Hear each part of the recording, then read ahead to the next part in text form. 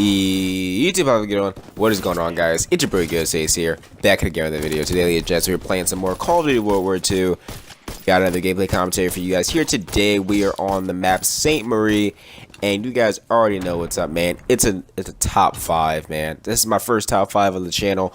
Maybe more to come. We'll see how this goes, but this is going to be my first top 5 on the channel, and it is going to be an important top 5, and it's been a top 5 that I've been trying to make, but I didn't want to make it on day one because I didn't know what to do in order to improve, so I didn't want to tell you guys what to do in order to improve. But today, I know what you guys need to do to improve on Call of Duty World War 2, and I played enough. I prestiged already. I've got about a good 12 hours played into this game, not including custom matches and zombies. So I know how to improve in this game, and it's finally time for me to make a top 5 video on ways to improve in Call of Duty World War 2. So let's just get right into it right now.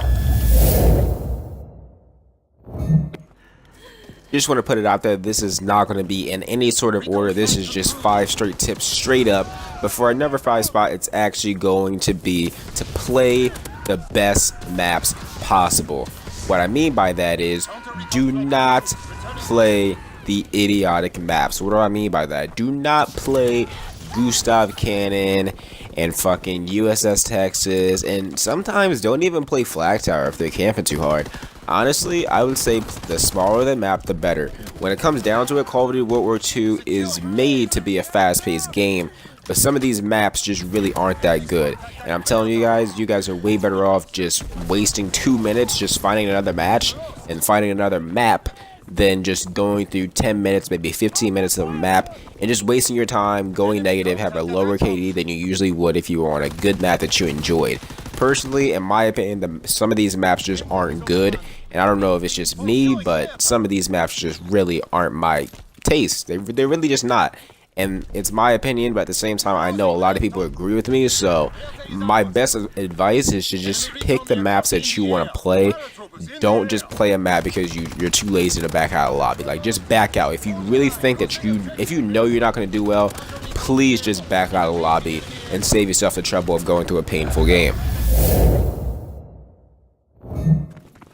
Moving down to the number 4 spot, guys, it's actually a really interesting tip, and it's something that I've developed ever since the beta, and I don't know if you guys have noticed it in my videos, but it's drop shotting.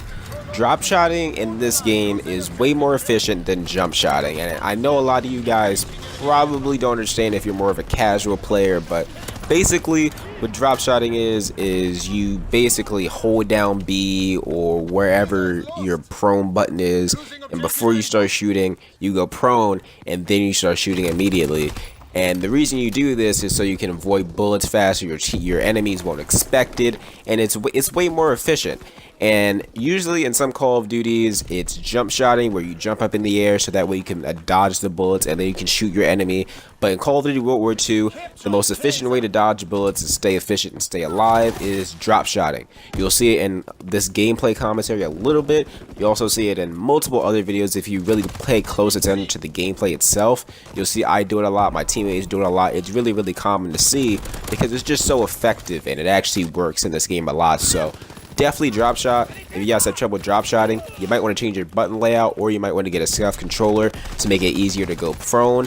My best advice is just switch your button layout to tactical. That way you can just press the right stick and you can go prone easier. It really is free to do that. It just takes a little bit of training to do, and you will be fine. Moving down to our number 3 spot, guys, we're actually going to have a pretty simple tip, but not a lot of people follow it, and a lot of people like to stick to certain weapons. But the number 3 tip is going to be to use the correct weapons.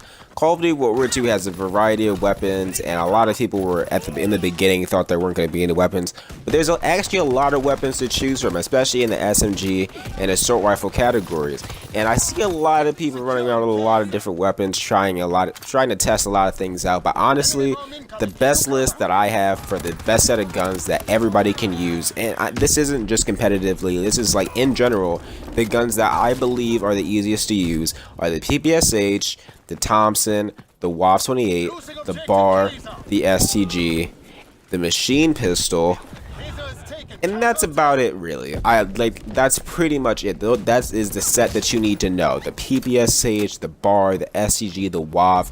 Those weapons are the easiest to use, and if you really want to start improving, use the easier weapons.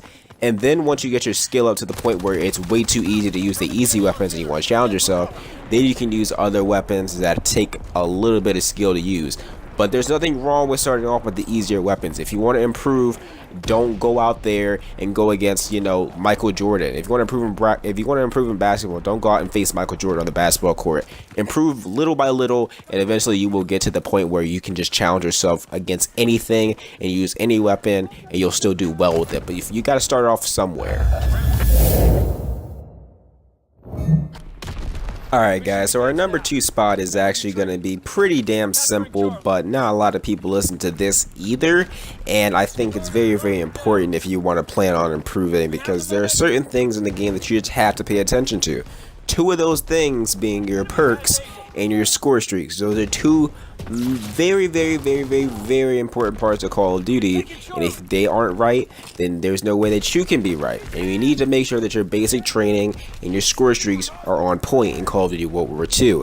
For example, one of my favorite, probably my number 1 favorite, is going to be Hustle for my basic training. That is the number 1 thing that you will see me using, but I also use Primed, which is actually toughness in this game, and it's reduced flinch. Or, I also see a lot of people using Espionage. I don't recommend that because it's basically like a miniature UAV, which is kind of cheating in my opinion. But if it helps you improve your skill, I recommend that too. And then when it comes to score streaks, always have the UAV on. I highly recommend to always have the UAV on. The counter UAV as well, that is also very, very helpful. And another thing that I recommend is the Glide Bomb. The Glide Bomb is easy kill. It's pretty much a guaranteed kill every time you get a Glide Bomb. Maybe even a 2-piece, maybe a 3-piece, maybe the whole team. Depends on how lucky you get, but it's a guaranteed kill. And another small advice I want to give on top of the score streaks is to use reasonable score streaks. Don't put on the carpet bomb if you know for a fact you're not gonna get those streaks every single time. If you know that you're only gonna get a carpet bomb once out of like 100 games, then it's probably not the smartest to put it on. But if you know you can get a UAV every game, you know you can get a counter UAV, put that on, and I guarantee you will do just as fine, maybe even better than when you put that carpet bomb on. I promise you. Use the right streaks, use the right basic trainings, and pay attention to them. Don't just think that they're nothing. You got to pay attention to every single thing in your class setup in Call of Duty World War II in order to improve in this game. And for our number 1 spot, it is relatively obvious, but I feel like a lot of people just don't understand this. When it comes down to it, there isn't an immediate answer to the question, how do I improve at something?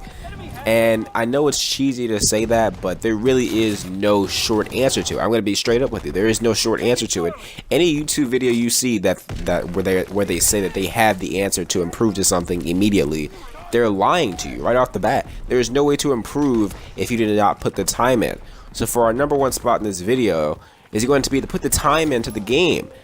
None of these tips will help if you are not playing the game. Now, all these tips will help, guaranteed. You have to have the right weapons. You have to play the right maps. Drop shotting does help. All that shit helps, but if you're not putting the time in and you're not practicing these regularly, extremely hard, hours and hours and hours per day, then of course you're not going to see any improvement.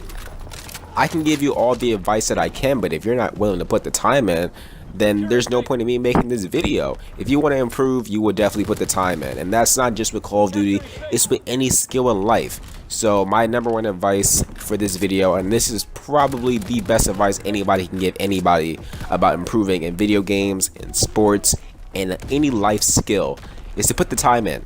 If you really want to improve in something and be the best at it, put more hours in than anybody else, and I guarantee you will be better than a lot of people. Trust me, I do it. A lot of people want to love to do it. A lot of people higher than me do it because they put more hours than I do. It's all about who puts more time in and who cares enough to put the amount of hours in.